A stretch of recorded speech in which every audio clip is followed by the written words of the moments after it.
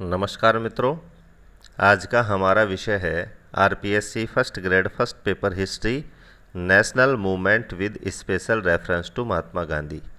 तो जिस तरह से हमने हिस्ट्री के पिछले पॉइंट अकॉर्डिंग टू सिलेबस किए थे और हमने कंप्लीट उनको किया है, उसी तरह से राष्ट्रीय आंदोलन के संदर्भ में हमारे 5 व्यक्तियों को रखा गया है, जिसमें सर्वप्रथम हमें महात्मा गांधी के बारे में पढ़ना है, उसके बाद में जवाहरलाल नेहरू के बारे में पढ़ना है, फिर वल्लभ भाई पटेल के बारे में हमें पढ़ना है, उसके बाद में मौलाना आज़ाद के बारे में हमें पढ़ना है और फिर भीमराव अंबेडकर के बारे में हमें पढ़ना है। तो इनमें सबसे ज़्यादा जो विस्तृत जो व्यक्तित्व हैं वो महात्मा गांधी और जवाहरलाल नेहरू हैं। तो महात्मा गांधी का जो टॉपिक है वो थोड़ा बड़ा टॉपिक है, इसीलिए हमने इसके 2 पार्ट किए हैं। तो आज ये महात्मा गांधी और राष्ट्रीय आंदोलन का फर्स्ट पार्ट है। इसके जो शेष जो बिंदु हैं, शेष जो नोट्स हैं, हम इसके सेकंड पार्ट में कंप्लीट करेंगे। तो सबसे पहले देखते हैं कि आज के इस वीडियो में हम कहाँ तक देख पाते हैं, और सारे जो पॉइंट हमें याद रखना है वो राष्ट्रीय आंदोलन के संदर्भ में ही हमें याद रखना है। तो चलते हैं आज के विषय की ओर। तो आज के विषय का नाम है, आज के टॉपिक का नाम है महात्मा गांधी और राष्ट्रीय आंदोलन। सबसे पहला पॉइंट है कि महात्मा गांधी ने 9 जनवरी 1915 को अफ्रीका से लौटने के बाद भारत के विभिन्न प्रमुख आंदोलनों में योगदान दिया। तो सर्वप्रथम हम महात्मा गांधी की बात करें तो सक्रिय रूप से भारतीय जो आंदोलन है उसमें कब से इन्होंने भागीदारी सुनिश्चित करी, तो 9 जनवरी 1915 को। इससे पहले ये अधिकांश जो जीवन है इन्होंने अफ्रीका में अपना व्यतीत किया, और 9 जनवरी 1915 को ये भारत जब लौटे तो यहाँ की स्थिति बिल्कुल बदली हुई थी। जब ये गए थे, जब इतनी खराब स्थिति भारत की नहीं थी, और उस स्थिति को देखकर ही लोगों के निवेदन करने पर इन्होंने विभिन्न आंदोलनों में हिस्सा लेना स्टार्ट कर दिया था। एक वाक्यांश है कि दक्षिण अफ्रीका ने ही गांधी जी को महात्मा बनाया। तो ये वाक्यांश किसका है? चंद्रन देव नेशन का है, ये इतिहासकार रहे हैं। तो मैंने पिछले वीडियो में भी आपको बताया था कि जो वाक्यांश है, जो कथन है, उससे भी प्रश्न पूछे जाते हैं। तो मैंने हर कथन को जो भी हमारे टॉपिक से रिलेटेड है उसको हमने वीडियो में शामिल किया है। तो यदि परीक्षा में पूछा जाता है कि महात्मा गांधी के बारे में निम्नलिखित वाक्यांश किसने कहा कि दक्षिण अफ्रीका ने ही गांधी जी को महात्मा बनाया, तो हमारा आंसर होगा चंद्रन देव नेशन। क्योंकि अभी मैंने आपको बताया कि 9 जनवरी 1915 से पहले जो अपना जो सक्रिय जो योगदान था, सक्रिय जो जीवन था, वो महात्मा गांधी ने कहाँ बिताया था? अफ्रीका में बिताया था। नेक्स्ट हमारा पॉइंट है कि सत्याग्रह का प्रथम बार प्रयोग भी गांधी जी ने अफ्रीका में ही किया था। बहुत ही इंपॉर्टेंट पॉइंट है कि महात्मा गांधी ने सर्वप्रथम सत्याग्रह का प्रयोग कहाँ पर किया था, तो हमारा आंसर हो जाएगा अफ्रीका में। नेक्स्ट पॉइंट है, ये पूछा गया प्रश्न भी है कि गोपाल कृष्ण गोखले को गांधी जी के राजनीतिक परामर्शदाता के रूप में जाना जाता है। गोखले ने ही गांधी जी को 1 वर्ष तक ब्रिटिश भारत की यात्रा करने की सलाह दी। तो यहाँ से प्रश्न बना था कि महात्मा गांधी के राजनीतिक गुरु किसको माना जाता है, तो हमारा आंसर होगा गोपाल कृष्ण गोखले। क्योंकि जब स्थायी रूप से जब महात्मा गांधी भारत लौटे तो उसके बाद में गोपाल कृष्ण गोखले के जब संपर्क में आए तो गोपाल कृष्ण गोखले ने इन्हें सलाह दी कि 1 वर्ष तक केवल ब्रिटिश भारत का यहाँ पर मतलब है अंग्रेज़ों के अधीन जो भारत था उसकी तुम्हें यात्रा करनी चाहिए, ताकि तुम्हें वास्तव की स्थिति का पता चल सके। क्योंकि कोई भी जो स्थिति होती है वो सुनने के बजाय देखने में ज़्यादा समझ में आती है। और इन्होंने गोखले की बात मान करके और वर्ष भर पूरे भारत का इन्होंने भ्रमण किया, और यहाँ की स्थिति को देखकर इन्हें बड़ा दुख हुआ, और इसी कारण से इन्होंने अपना संपूर्ण जो जीवन है वो भारत की आज़ादी के लिए कुर्बान कर दिया था। तो इसी वजह से यहाँ से आपको ये याद रखना है कि गोपाल कृष्ण गोखले महात्मा गांधी के राजनीतिक गुरु माने जाते हैं। वाक्यांश की मैं बात करूं तो यहाँ पर फिर मैंने एक वाक्यांश लिया है कि भारत के लिए मुक्ति तब तक संभव नहीं है जब तक कि आप अपने को इन अलंकरणों से मुक्त न कर लें। ये वाक्यांश स्वयं महात्मा गांधी ने कहा है, और किस अवसर पर कहा था? बनारस हिंदू विश्वविद्यालय की स्थापना पर। तो एक प्रसंग आता है, और ये जो ऊपर के 2-4 जो पॉइंट लिए हैं, मोस्ट ऑफ जो पॉइंट लिए वो एनसीईआरटी से लिए गए हैं, तो इसका संदर्भ भी आपको पता होना चाहिए। तो बनारस हिंदू विश्वविद्यालय की स्थापना पर जब महात्मा गांधी को आमंत्रित किया गया तो वहाँ पर उन्होंने देखा कि केवल वहाँ पर जो धनी वर्ग हैं, धनवान लोग हैं, उन्हें ही समारोह में आमंत्रित किया गया था। तो जब इन्हें बोलने का मौका मिला तो इन्होंने उन लोगों को, उन धनाढ्य लोगों को संबोधित करते हुए कहा कि भारत के लिए मुक्ति तब तक संभव नहीं है जब तक कि आप, तो यहाँ पर जो आप शब्द है वो उन धनवान लोगों के लिए इन्होंने यूज़ किया था कि अपने को इन अलंकरणों से मुक्त न कर ले, और इसकी जो मदद है वो गरीबों की मदद स्टार्ट करना न कर दें। तो ये वाक्यांश किसने कहा था? महात्मा गांधी ने कहा था। और कहाँ पर कहा था ये भी मैंने लिखा है, बनारस हिंदू विश्वविद्यालय की स्थापना के दिवस पर। वहीं पर इन्होंने एक वाक्यांश और कहा है उसी समारोह में कि हमारे लिए स्वशासन का तब तक कोई अभिप्राय नहीं है जब तक हम किसानों से उनके श्रम का लगभग संपूर्ण लाभ स्वयं अथवा अन्य लोगों को लेने की अनुमति देते रहेंगे। तो दोनों वाक्यांशों से एक बात क्लियर होती है कि इन्होंने अपने भाषण में गरीबों और किसानों की चर्चा करी थी। बाकी जो लोग हैं उन्होंने अपने जो धनवान जो विचार थे और जो समारोह था उनके बारे में चर्चा करी थी, लेकिन महात्मा गांधी ने अपना जो फोकस, अपने भाषण का जो फोकस है वो किसानों और जो भारत का जो गरीब तबका था, गरीब वर्ग था, वंचित वर्ग था, उसकी वहाँ पर उन्होंने चर्चा करी थी। तो ये दोनों ही वाक्यांश एनसीईआरटी से लिए गए हैं, जो आपको याद रखना है कि किसने कहा था। ये दोनों वाक्यांश महात्मा गांधी के द्वारा कहे गए थे। उसके बाद में सर्वप्रथम जो महात्मा गांधी ने जिस आंदोलन में भाग लिया था प्रमुख रूप से, वो था चंपारण किसान आंदोलन 1917। क्योंकि अभी हमने देखा था कि जनवरी 1915 में ये भारत लौटे थे। उसके बाद में वर्ष भर इन्होंने भारत का भ्रमण किया, अनेक आयोजनों में इन्हें आमंत्रित किया गया और वहाँ की सारी स्थिति का इन्होंने जायजा लिया, आकलन किया। उसके बाद में बात आती है 1917 की। चंपारण बिहार का एक स्थान है जहाँ पर बहुतायत से नील की खेती की जाती थी। तो 1916 के कांग्रेस के लखनऊ अधिवेशन के दौरान राजकुमार शुक्ल ने गांधी जी को चंपारण में नील की खेती पर 3 कठिया प्रणाली से अवगत कराया। तो महात्मा गांधी जब भारत लौटकर आए उस समय बिहार के चंपारण में जो किसान नील की खेती करते थे, उनका जो अधिकांश हिस्सा था उत्पादन का, वो अंग्रेज़ों के द्वारा छीन लिया जाता था। और उसी प्रणाली का नाम था 3 कठिया प्रणाली, यानी 3/20 हिस्से के रूप में उनसे वहाँ पर खेती करवाई जाती थी। 3 हिस्से किसानों को दे दिए जाते थे, बाकी हिस्से अंग्रेज वहाँ पर रख लेते थे। तो आप देख सकते हैं कि कितना भयंकर कर उनसे वसूला जाता था। तो इसी समस्या से ग्रसित होकर के राजकुमार शुक्ल ने इस बात से गांधी जी को अवगत कराना बहुत ही उचित समझा, और उन्हें इस बात से अवगत कराने का मौका कहाँ पर मिला? 1916 का जो कांग्रेस का लखनऊ में जो अधिवेशन हुआ था उसमें महात्मा गांधी भी थे। वहाँ पर राजकुमार शुक्ल ने गांधी जी को इस बात से अवगत कराया कि कितने भयंकर तरीके से जो ब्रिटिश शासन है वो किसानों को परेशान कर रहा है। तो यहाँ पर मैंने नाम इसलिए भी लिखा है कि चंपारण के जो किसान जो परेशान थे, किसानों की जो समस्या थी, उस समस्या से गांधी जी को किसने अवगत करवाया था? तो हमारा आंसर हो जाएगा राजकुमार शुक्ल ने। और कहाँ पर करवाया था?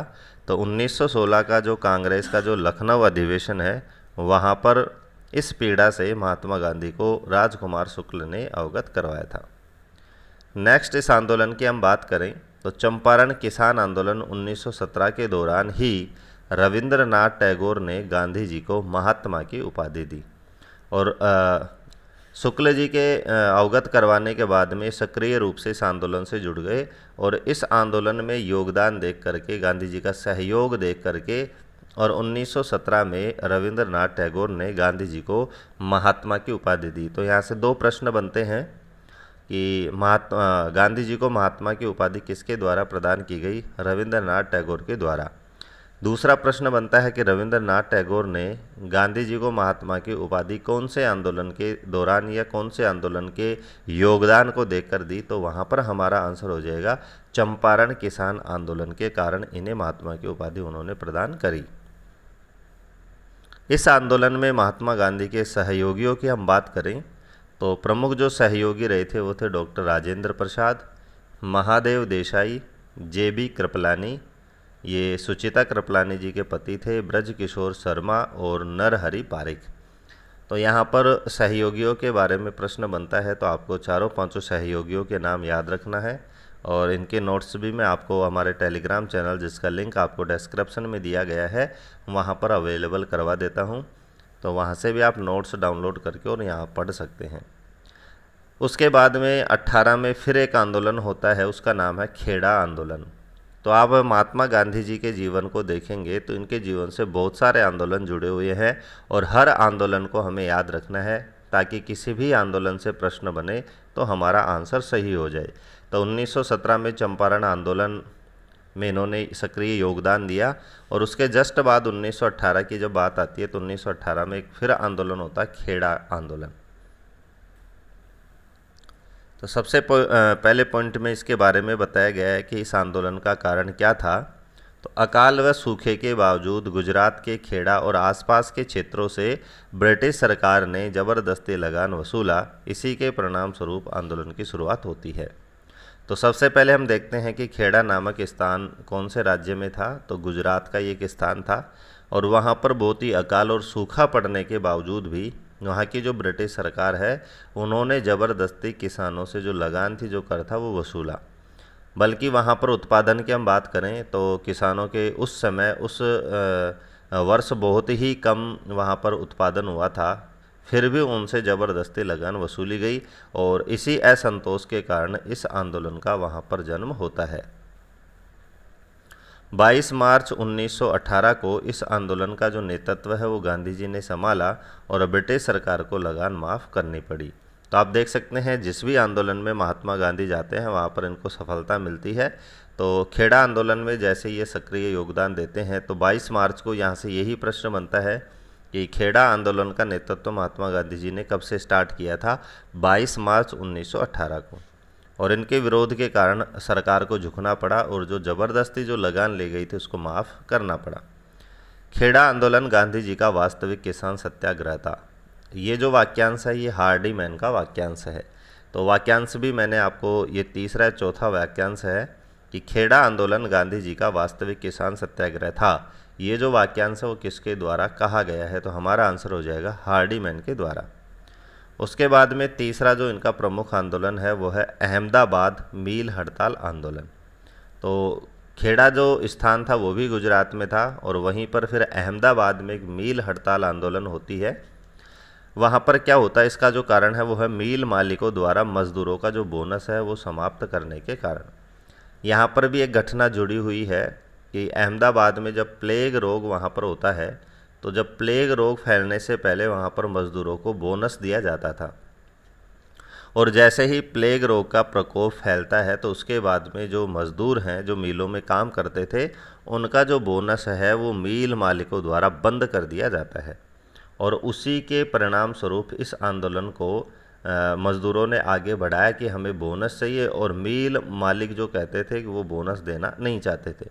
तो आपसी दोनों में विरोध के कारण ये आंदोलन होता है और 15 मार्च 1918 को गांधी जी ने मील मजदूरों का नेतृत्व किया और भूख हड़ताल पर बैठ गए। तो यहाँ पर भी आप देख सकते हैं कि यहाँ पर भी एक डेट है, वो डेट आपको ज़रूर याद रखनी है कि अहमदाबाद मील हड़ताल आंदोलन में महात्मा गांधी जी ने कब वहाँ पर उसका नेतृत्व किया, कब शामिल हुए। तो हमारा आंसर हो जाएगा 15 मार्च 1918 को। आंदोलन के परिणाम स्वरूप मजदूरों को 35% बोनस देने का निर्णय किया गया। तो यहाँ भी आप देख सकते हैं महात्मा गांधी जी को यहाँ भी सफलता मिलती है कि जैसे ही महात्मा गांधी इस आंदोलन में सफल होते हैं तो मज़दूरों की जो मांग थी कि उन्हें 35% बोनस दिया जाए, यहाँ पर मील जो मालिक हैं वो 25% बोनस देना चाहते थे, जिससे जो मील मजदूर है वो असंतुष्ट थे और उनकी मांग थी कि उन्हें 35% बोनस दिया जाए। तो महात्मा गांधी के विरोध के कारण, भूख हड़ताल के कारण, नेतृत्व करने के कारण अंत में मील मालिकों को मजदूरों को 35% बोनस देने पर विवश होना पड़ा, मजबूर होना पड़ा और वो इस बात से सहमत हो गए कि वो मज़दूरों को 35% बोनस देने के लिए तैयार हैं। यहीं पर लगभग 1915 की एक स्थापना की हम बात करें तो ये भी आपको याद रखनी है कि 1915 में गांधी जी ने गुजरात में अहमदाबाद साबरमती नदी के किनारे सत्याग्रह आश्रम की स्थापना करी थी। इसको हम साबरमती आश्रम भी कहते हैं, सत्याग्रह आश्रम भी आप कह सकते हैं। और सत्याग्रह आश्रम की स्थापना कहाँ करी थी? तो ये प्रश्न बनता है। अहमदाबाद में सत्याग्रह आश्रम की स्थापना की गई थी। कौन सी नदी के किनारे? साबरमती नदी के किनारे। किसने की थी? महात्मा गांधी जी ने कब करी थी? 1915 में इसकी स्थापना की गई थी। नेक्स्ट हमारा पॉइंट है कि चंपारण, खेड़ा और अहमदाबाद, 3 आंदोलन हम पढ़ चुके हैं। सबसे पहला था 1917 में चंपारण, 1918 में 2 आंदोलन है खेड़ा और अहमदाबाद, और तीनों ही आंदोलनों की सफलता के कारण और इसी के परिणाम स्वरूप गांधी जी राष्ट्रवादी नेता के रूप में उभर कर आ जाते हैं। तो यहाँ से देख सकते हैं कि कोई भी व्यक्ति यदि मजदूरों का, किसानों का, वंचित वर्ग का साथ देता है और उसे सफलता मिलती है तो स्वाभाविक रूप से वो उन लोगों का नेता बन जाता है। तो इन तीनों ही आंदोलनों में महात्मा गांधी जी को सफलता मिलने के परिणाम स्वरूप वो एक राष्ट्रवादी नेता के रूप में उभर कर जनता के सामने आते हैं। उसके बाद में 1917 में एक नियम आता है, रोलेट एक्ट 1917। ये बहुत ही खतरनाक कानून इसको माना जाता था अंग्रेजी शासन का। और इस कानून की हम बात करें तो सबसे पहले नोट्स में हम देख लेते हैं, फिर मैं आपसे चर्चा करता हूं कि ब्रिटिश न्यायाधीश सिडनी रोलेट की अध्यक्षता में इस आयोग का गठन किया गया और इसी कारण इसका जो नाम है वो रोलेट एक्ट पड़ा। तो सबसे पहले नाम के पीछे का कारण हम जानते हैं कि इसको रोलेट एक्ट क्यों कहा जाता है, क्योंकि ब्रिटेन से एक न्यायाधीश जज को भेजा गया था जिसका नाम था सिडनी रोलेट, और उसी की अध्यक्षता में इस एक्ट को, इस कानून को पारित किया गया था, आयोग का गठन किया गया था। इसीलिए इस कानून का नाम निकला था रोलेट एक्ट, और 1917 में पारित होने के कारण इसके आगे लगा है 1917। इसका उद्देश्य क्या था? भारत में पनप रही क्रांतिकारी गतिविधियों को रोकना और उन्हें समाप्त करना। यानी उस समय की हम बात करें तो आप देख ही चुके हैं कि मजदूर भी अंग्रेज़ों के विरोध में थे, किसान भी अंग्रेज़ों के विरोध में थे, और अनेक जो क्रांतिकारी, युवा जो क्रांतिकारी थे वो भी अंग्रेज़ों के खिलाफ खड़े हुए थे। तो इन सारी गतिविधियों से परेशान होकर के इस कानून को पारित किया गया था ताकि इन गतिविधियों को दबाया जा सके और रोका जा सके। तो इस कानून का एक विशेष उद्देश्य था कि भारत में पनप रही क्रांतिकारी गतियों को मिटा सके, बंद कर सके। तो यहाँ पर आप देख सकते हैं कि इसको भयंकर कानून और बहुत ही खतरनाक कानून क्यों कहा जाता था कि इस एक्ट के अनुसार किसी भी व्यक्ति को केवल संदेह के आधार पर गिरफ्तार किया जा सकता था। यानी जब बिना किसी कारण के इनके पास कोई जवाब नहीं होता था कि हमें क्यों गिरफ्तार किया गया, तो इस कानून को लाया गया और इस कानून में ऐसा प्रावधान किया गया कि बिना किसी गलती के और बिना किसी मुजरिम व्यक्ति को भी बिना पूछताछ के, बिना उसकी बात को सुने भी अंग्रेज जो अधिकारी थे, अंग्रेजी जो पुलिस थी, वो उसको गिरफ्तार कर सकती थी और सज़ा के विरुद्ध अपील का कोई स्थान भी नहीं था। और गिरफ्तार करने के बाद में यदि गिरफ्तार किया हुआ व्यक्ति अपनी कोई अपील सुनाना चाहे, अपनी कोई वेदना दर्ज करना चाहे, तो उसके लिए भी इसमें कोई स्थान नहीं दिया गया था और पुलिस को असीमित अधिकार प्रदान किए गए थे। यानी पुलिस यहाँ पर इस कानून में सर्वे सर्वा थी, पुलिस जो चाहे वो कर सकती थी। तो आप भी देख सकते हैं कि ऐसा कोई कानून हो जिसमें आपको कोई गिरफ्तार कर ले और आपकी कोई सुनवाई भी ना हो, आपके लिए कोई वकील भी ना हो, आपके लिए कोई अदालत भी वहाँ पर की सहायता नहीं दी जाए, तो इस कानून को आप काला कानून भी कह सकते हैं। और महात्मा गांधी जी ने, आगे मैंने नोट्स में शामिल भी किया है, इस कानून को काला कानून भी कहा है। यहाँ पर मैंने इस कानून से संबंधित 2 कथन लिए हैं। पहला कथन है कि बिना अपील, बिना वकील और बिना दलील का कानून, किसने कहा? मोतीलाल नेहरू ने। तो यहाँ से यही प्रश्न बनता है कि रोलेट एक्ट को बिना अपील, बिना वकील, बिना दलील का कानून किसने कहा? तो हमारा आंसर हो जाएगा मोतीलाल नेहरू ने। और ऊपर मैं बता भी चुका हूँ, काला कानून किसने कहा रोलेट एक्ट को? गांधी जी ने।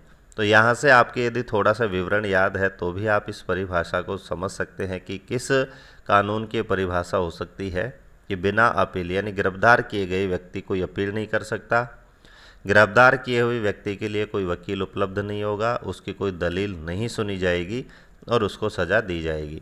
ये रोलेट एक्ट की प्रमुख विशेषताएं थी, इसीलिए बहुत ही खराब कानून इसको माना गया था और इसीलिए गांधी जी ने इसको काला कानून कहा था। नेक्स्ट हमारा बिंदु है कि रोलेट एक्ट के विरोध में 6 अप्रैल 1919 को अहमदाबाद में सत्याग्रह सभा की स्थापना की गई और इस सत्याग्रह सभा के जो संस्थापक थे वो थे शंकरलाल बैकर। तो यहाँ से अलग नाम होने के कारण और रोलेट एक्ट से संबंधित होने के कारण मैंने इस पॉइंट को शामिल किया है। इसमें महात्मा गांधी का कोई नाम नहीं है, फिर भी मान लीजिए कि जो रिलेटेड जो चीज़ें हैं उनसे भी कई कई बार प्रश्न पूछ लिए जाते हैं। तो यहाँ से आपको याद रखना है कि सत्याग्रह सभा की स्थापना कहाँ पर की गई थी, अहमदाबाद में, और इसके जो संस्थापक वो कौन थे, शंकरलाल बैकर इसके संस्थापक थे। गांधी जी ने सत्याग्रह के लिए 3 माध्यमों का उपयोग किया था। तो गांधी जी का जो सत्याग्रह, उस सत्याग्रह को सफल करने के लिए, उसको प्रभावी बनाने के लिए 3 माध्यमों का उन्होंने उपयोग किया था। तीनों माध्यम कौन कौन से हैं? सत्याग्रह सभा है, होम रूल लीग है और खिलाफत आंदोलन है। खिलाफत आंदोलन मुस्लिम आंदोलन एक रहा है, इसके बारे में भी मैं आपको जो सेकंड पार्ट है उसमें आपको चर्चा करूंगा कि खिलाफत आंदोलन क्या था। नेक्स्ट घटना की हम बात करते हैं। 13 अप्रैल 1919 को वैसाखी के दिन पंजाब के जलियांवाला बाग में गवर्नर माइकल ओ डायर के आदेश पर लोगों पर गोलियां चलाई गई। तो रोलेट एक्ट के विरोध में पंजाब में जब लोग इकट्ठा हुए तो उस स्थान का नाम था जलियांवाला बाग, और ये बार बार पढ़ी हुई आपकी चीज़ भी है, जलियांवाला बाग हत्याकांड। तो वहाँ पर बहुत सारे लोग इकट्ठे हुए और उन्होंने शांतिपूर्वक विचार विमर्श वो आपस में कर रहे थे। और उस दिन की हम बात करें तो वैसाखी का दिन था। उसी दिन जनरल ओ डायर ने अपने सिपाहियों को, अपने सैनिकों को आदेश दिया कि इन लोगों पर अंधाधुंध गोलियों से फायर किया जाए, और उसमें लगभग 1200 से 1300 लोगों की मृत्यु होती है। तो आपको दिनांक याद रखना है 13 अप्रैल 1919 को, दिन याद रखना है वैसाखी के दिन, स्थान याद रखना है जलियांवाला बाग, और उस अधिकारी का नाम याद रखना है जिसके आदेश पर गोलियां चलाई गई थी, तो माइकल ओ डायर। और कितने लोग मारे गए थे? लगभग 1200-1300 लोगों की इसमें मृत्यु हुई थी। जलियांवाला बाग हत्याकांड के विरोध में रविंद्रनाथ टैगोर ने नाइटहुड की उपाधि का त्याग कर दिया था। तो यहाँ पर नाइटहुड की उपाधि किसके द्वारा परित्याग किया गया था? रविंद्रनाथ टैगोर। किसके विरोध में? जलियांवाला बाग हत्याकांड के विरोध में। 1922 की हम बात करें तो 1922 में रोलेट एक्ट को वापस ले लिया गया।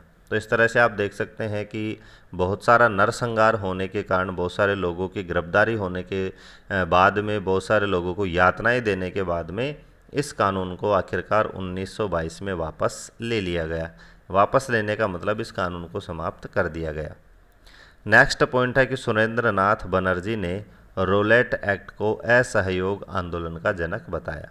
तो इसी वजह से महात्मा गांधी ने असहयोग आंदोलन प्रारंभ किया था, ताकि अंग्रेज़ों का असहयोग करके और अपने भारत को आज़ादी दिलाई जा सके।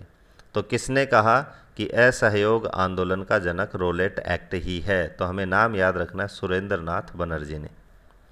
जलियांवाला बाग हत्याकांड की जांच हेतु 10 अक्टूबर 1919 को हंटर की अध्यक्षता में हंटर आयोग का गठन किया गया था। बहुत ही इम्पोर्टेंट ये पॉइंट है कि जलियांवाला बाग हत्याकांड की जांच हेतु किसकी अध्यक्षता में आयोग का गठन किया गया था? तो हंटर की अध्यक्षता में आयोग का गठन किया गया था। इसी वजह से इस आयोग का नाम रखा गया था हंटर आयोग। और गठन कब किया गया? 10 अक्टूबर 1919 को। इस आयोग ने जनरल को निर्दोष बता करके केवल मामूली सज़ा उनको दी गई थी।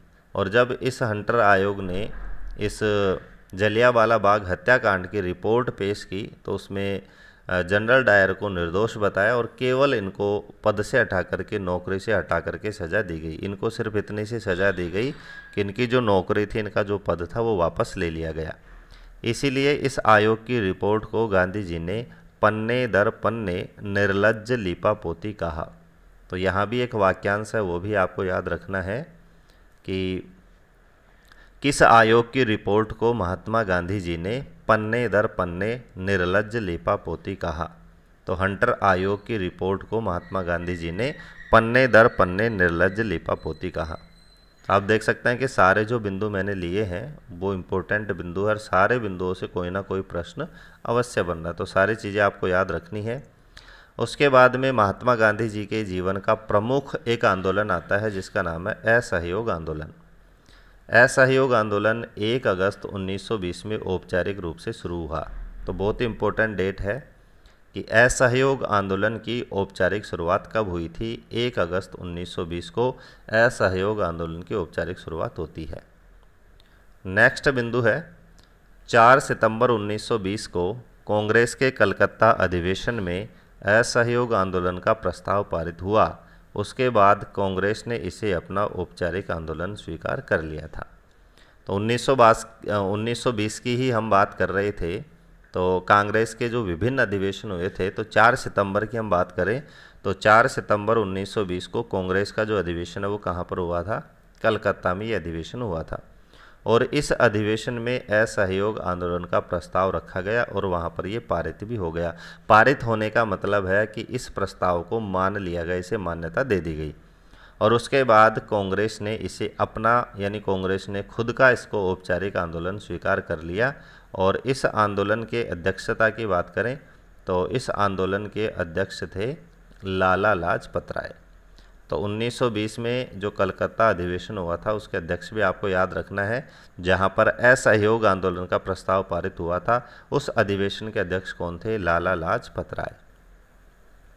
असहयोग शब्द से आपको बिल्कुल क्लियर हो गया होगा, मैंने पहले भी बताया था कि असहयोग का मतलब क्या था कि स्कूलों, कॉलेजों, न्यायालयों आदि में न जाकर और अंग्रेजी शासन के साथ संबंधों का परित्याग कर इस आंदोलन को आगे बढ़ाया गया। यानी इस आंदोलन में गांधी जी ने, अन्य नेताओं ने आग्रह किया छात्रों से कि आप ना तो स्कूल में जाएंगे ना कॉलेजों में जाएंगे, और स्वयं के वहाँ पर शिक्षा की व्यवस्था उन्होंने देसी तरीके से की। अनेक लोग आगे आए और उन्होंने अपने योगदान से स्वदेशी विद्यालयों की स्थापना करी, स्वदेशी अध्यापकों की उन्होंने व्यवस्था करी। तो ना तो छात्र स्कूलों में गए ना कॉलेजों में गए, और वकीलों से भी अपील की गई, निवेदन किया गया कि आप भी न्यायालयों में नहीं जाएंगे और जो भी अंग्रेजी शासन से संबंध है उन संबंधों का आप विच्छेद कर दें, किसी भी प्रकार से उनका सहयोग नहीं किया जाएगा। विदेशी वस्तुओं का बहिष्कार किया गया, जगह जगह विदेशी वस्तुओं को इकट्ठा करके उनमें आग लगाई गई, उनकी होलियां जलाई गई। तो इस तरह से हर तरह से उनका असहयोग करना प्रारंभ कर दिया गया था। इसी वजह से इस आंदोलन का नाम रखा गया असहयोग आंदोलन। इस आंदोलन में मुस्लिम समुदाय को साथ लेने के लिए खिलाफत आंदोलन के साथ भी गांधी जी ने हाथ मिलाया। ऊपर भी खिलाफत आंदोलन आया था कि, और वहाँ पर भी मैंने बताया था कि खिलाफत आंदोलन एक अंग्रेजी नेतृत्व में चालू किया गया एक आंदोलन था और ये भी उस समय का एक प्रमुख आंदोलन इसको माना जाता है। तो महात्मा गांधी जी ने दोनों वर्गों को साथ लेने के लिए कि हिंदू और मुस्लिम दोनों ही अंग्रेजी ब्रिटिश शासन का विरोध करें, तो खिलाफत आंदोलन के साथ भी हाथ मिलाया ताकि हमारा जो असहयोग आंदोलन है वो और मजबूत हो सके। नेक्स्ट बिंदु है, सरकारी आंकड़ों के मुताबिक 1921 में 396 हड़तालें हुई, 6 लाख श्रमिक शामिल हुए और 70 लाख का नुकसान हुआ। एनसीईआरटी का ये पॉइंट है कि उस समय असहयोग आंदोलन के समय की हम बात करें तो 1921 में 396 हड़तालें वहाँ पर दर्ज की गई और 6 लाख श्रमिक शामिल हुए। आप तो देख सकते हैं कि कितनी बड़ी संख्या में लोगों ने असहयोग किया, जिसमें 6 लाख मजदूर इस आंदोलन में शामिल होते हैं और लगभग सरकार का कितना नुकसान होता है? 70 लाख का। उस ज़माने में आप इस राशि का अनुमान लगा सकते हैं कि कितनी बड़ी ये राशि हुआ करती थी। तो ये असहयोग आंदोलन का ही परिणाम था कि हड़तालें कितनी हुई? 396, श्रमिक कितने शामिल हुए? 6 लाख, और नुकसान कितना हुआ? 70 लाख। सारी चीज़ें आपको याद रखनी है। नेक्स्ट पॉइंट है कि असहयोग भारत और गांधी जी के जीवन के एक युग का ही नाम हो गया। ये जो वाक्यांश है वो किसने कहा था? लुई फिशर ने। तो असहयोग आंदोलन की व्यापकता को देख करके, असहयोग आंदोलन की सफलता को देख करके, और लुई फिशर ने लिखा है कि असहयोग आंदोलन जो है वो भारत और गांधी जी दोनों के जीवन का एक युग ही हो गया, यानी एक पूरा का पूरा युग, इसको उसने कहा है। किसने? लुई फिशर ने। असहयोग आंदोलन के दौरान ही एक घटना होती है, कांड होता है जिसका नाम है चौरी चौरा कांड। 5 फरवरी 1922 को किसानों के एक समूह ने संयुक्त प्रांत के गोरखपुर जिले के चौरी चौरा नामक स्थान पर थाने पर आक्रमण कर उसमें आग लगा दी। तो यहाँ पर क्या होता है, 5 फरवरी 1922 को किसानों का एक जुलूस वहाँ से निकल रहा था और पुलिस ने उस जुलूस को रोकने का प्रयास किया। इसी प्रयास की वजह से लोगों में पुलिस के खिलाफ आक्रोश की भावना जागृत हो जाती है और उन्होंने गोरखपुर जिले के जो चौरी चौरा नामक स्थान पर जो स्टेशन था, जो थाना था, उस पुलिस स्टेशन में आक्रमण करके और पूरे के पूरे थाने को ही लोगों ने वहाँ पर भीड़ ने जला दिया, आग के हवाले कर दिया। और इस कांड में एक थानेदार के सहित 21 सिपाहियों की मृत्यु होती है। तो आप देख सकते हैं कितना भयंकर ये कांड था कि एक तो वहाँ पर जो इंचार्ज था उसको जला दिया जाता है और साथ में 21 सिपाहियों को भी इस कांड के, इस आग के हवाले कर दिया जाता है। 12 फरवरी 1922 को बारदौली में हुई कांग्रेस की एक बैठक में असहयोग आंदोलन को वापस लेने का निर्णय लिया गया। तो गांधी जी ने जब इस घटना को देखा तो गांधी जी ने ये कहा कि मुझे हिंसा बिल्कुल पसंद नहीं है और इसी वजह से 12 फरवरी 1922 को बारदौली में कांग्रेस की एक बैठक आयोजित की गई और इसी बैठक में असहयोग आंदोलन को वापस लेने का निर्णय लिया गया। ये भी बहुत इम्पोर्टेंट पॉइंट है कि असहयोग आंदोलन को वापस लेने का निर्णय कहाँ पर लिया गया, तो बारदौली की कांग्रेस की बैठक में। और कब वापस लिया गया? 12 फरवरी 1922 को। तो आप देख सकते हैं कि 5 फरवरी को चौरी चौरा कांड होता है और ठीक 7 दिन बाद असहयोग आंदोलन को वापस ले लिया जाता है। मार्च 1922 में राजद्रोह के आरोप में गांधी जी को गिरफ्तार कर लिया जाता है और जांच के लिए जस्टिस C.N. ब्रूमफील्ड की अध्यक्षता में जांच सौंपी जाती है। तो यहाँ पर जो मेन पॉइंट वही है कि गांधी जी के मामले में जांच के लिए किसकी अध्यक्षता में जांच दल का गठन किया जाता है। तो ये नाम आपको याद रखना है, जस्टिस C.N. ब्रूमफील्ड की अध्यक्षता में जांच कमेटी का गठन किया गया। असहयोग आंदोलन के दौरान मोतीलाल नेहरू, तेज बहादुर सप्रू, सैफुद्दीन किचलू और चित्तरंजन दास ने वकालत त्याग दी। तो ऊपर हमने पढ़ा था कि वकीलों से भी आग्रह किया गया था कि वो न्यायालय में नहीं जाएंगे और अपना योगदान नहीं देंगे।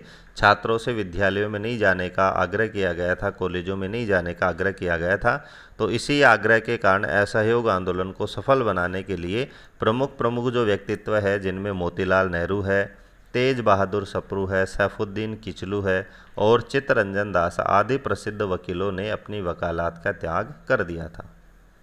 1921 में ये भी उसी दौरान है जब असहयोग आंदोलन भारत में चला हुआ था। तो 1921 में प्रिंस ऑफ वेल्स के भारत आगमन पर सभी जगह काले झंडे दिखाकर उनका विरोध प्रदर्शन किया गया। तो प्रिंस ऑफ वेल्स जब 1921 में भारत आए तो जगह जगह पर उनका भी काले झंडे दिखा करके विरोध किया गया। अब हम बात करते हैं असहयोग आंदोलन के बारे में नेताओं के क्या विचार रहे हैं। तो यहाँ पर 2 विचार आपको दिए गए हैं, दोनों ही महत्वपूर्ण, याद रखना है कि यदि कन्याकुमारी के एक गांव ने अहिंसा का पालन नहीं किया तो इसकी सज़ा हिमालय के एक गांव को क्यों मिलनी चाहिए। ये वाक्यांश किसने कहा है? मोतीलाल नेहरू ने। तो इस वाक्यांश का मतलब है कि यदि कोई अपराध करे तो उसकी सज़ा उसी व्यक्ति को मिलनी चाहिए, उसकी सज़ा दूसरे व्यक्ति को नहीं मिलनी चाहिए। तो इसीलिए उसने कहा कि कन्याकुमारी के एक गांव ने अहिंसा का पालन नहीं किया तो इसकी सज़ा हिमालय के एक गांव को क्यों मिलनी चाहिए, यानी जो अपराध करे उसे ही सज़ा मिलनी चाहिए। दूसरा जो वाक्यांश है वो सुभाष चंद्र बोस का है कि ठीक इस समय जबकि जनता का उत्साह चरमोत्कर्ष पर था, वापस लौटने का आदेश देना राष्ट्रीय दुर्भाग्य से कम नहीं है। ये वाक्यांश कहा था सुभाष चंद्र बोस ने। तो ऊपर हमने पढ़ा कि जब 12 फरवरी 1922 को जब असहयोग आंदोलन को वापस लेने का निर्णय लिया गया तो उसी आदेश की पालना में, उसी आदेश को देख करके और सुभाष चंद्र बोस ने ये वाक्यांश कहा था। क्योंकि पहले भी हमने राष्ट्रीय आंदोलन पढ़ा है तो उसमें 2 दलों की हमने चर्चा करी है, नरम दल और गरम दल। तो सुभाष चंद्र बोस जो थे वो गरम दल के समर्थक थे और उनका मानना था कि आज़ादी हमें हिंसा से ही मिल सकती है, बल्कि गांधी जी का मानना था कि हमें आज़ादी अहिंसा के बल पर लेनी है, अहिंसा से हमें आज़ादी मिल सकती है। तो जब चारों तरफ हिंसा देख करके और गांधी जी ने असहयोग आंदोलन को वापस लेने का निर्णय किया तो इससे जो गरम दल के जो नेता थे सुभाष चंद्र बोस आदि, वो बहुत नाराज़ हुए और उसी नाराज़गी के परिणाम स्वरूप उन्होंने वाक्य कहा कि ठीक जिस समय पूरी जनता का उत्साह चरमोत्कर्ष पर था, सभी लोग अंग्रेज़ों के खिलाफ भड़के हुए थे, उसमें उत्साह भरा हुआ था, गुस्सा भरा हुआ था, उस समय असहयोग आंदोलन को वापस लेने का जो आदेश है वो राष्ट्रीय दुर्भाग्य से कम नहीं है। तो ये वाक्यांश किसका है? सुभाष चंद्र बोस का। तो आज के इस फर्स्ट पार्ट में इतना ही। बाकी जो महात्मा गांधी के संबंधित जो आंदोलन है, जो विचार हैं, जो घटनाएं हैं, उसके सेकंड पार्ट में हम पढ़ेंगे। तो आज का कंटेंट आपको कैसा लगा कंटेंट में जो मैटर है उसकी जो भाषा शैली है वो आपको कैसी लगी, कमेंट बॉक्स में अवश्य बताएं। वीडियो में लास्ट तक बने रहने के लिए धन्यवाद।